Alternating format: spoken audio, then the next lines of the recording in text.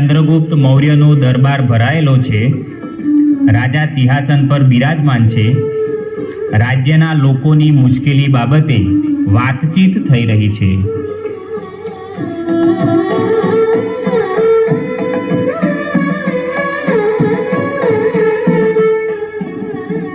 અરે ચાણક્ય, શું ચાલે છે રાજ્યમાં? લોકોને કોઈ તકલીફ હોય અમને કહો.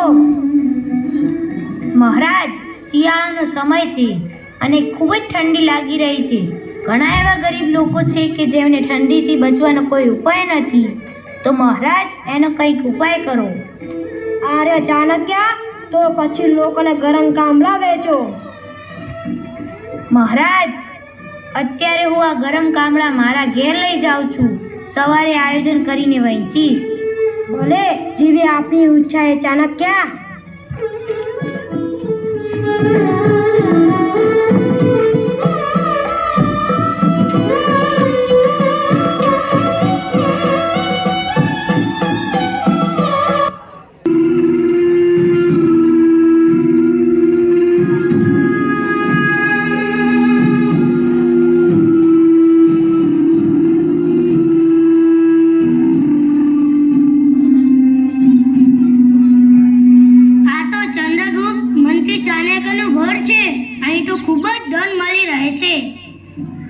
અહીં તેલનો દીવો છે, નજીકમાં બેસવા માટે આસન છે, પુસ્તકો છે, પણ ધન ક્યાં છે?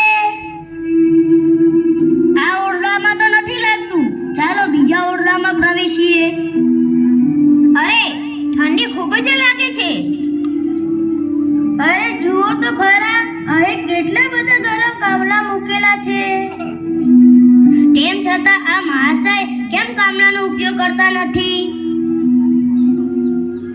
આટલા બધા કામલા હોવા છતાં કામલાનો ઉપયોગ કર્યા વગર જમીન પર સૂવે છે. નવાઈની વાત છે. તો ચાલો આપણે તેમને પૂછીએ, તેનું રહસ્ય જાણવું જોઈએ. હા ચાલો તેમને પૂછી જોઈએ.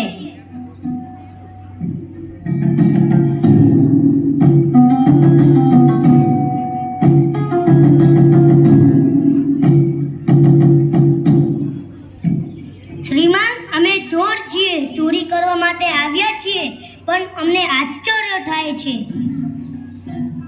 આટલી બધી ઠંડી છે, ગામડા નજીકમાં જ છે, છતાં પણ આપ શા માટે તેનો ઉપયોગ કરતા નથી? આ કામડા મારા માટે નથી. તો પછી કોના માટે છે? એ તો ગરીબ લોકો માટે છે. મહારાજે આપ્યા છે, તેમને વહેંચવાના છે. જે વસ્તુ આપણી નથી તેનો ઉપયોગ કરવો પાપ છે. પણ અત્યારે તો તમે એનો ઉપયોગ કરો, સવારે આપી દેજો. ના, જે વસ્તુ મારી છે જ નહીં તેનો ઉપયોગ કરવો હું વિચાર પણ ના કરી શકું.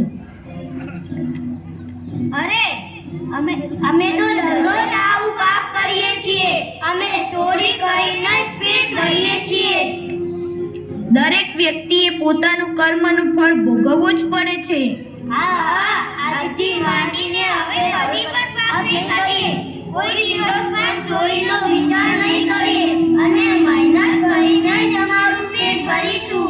આચાર્ય ચાણક્યનો જય થાવ. મહારાજ ચંદ્રગુપ્તનો જય થાવ.